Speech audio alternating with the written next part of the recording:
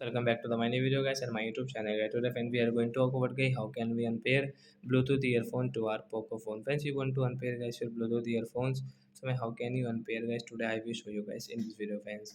So before starting video friends, first of all go and subscribe the channel guys, click the bell icon and like the video. So first of all guys we will have to on guys our phone setting guys. After on phone setting guys, you can see guys your phone Bluetooth settings.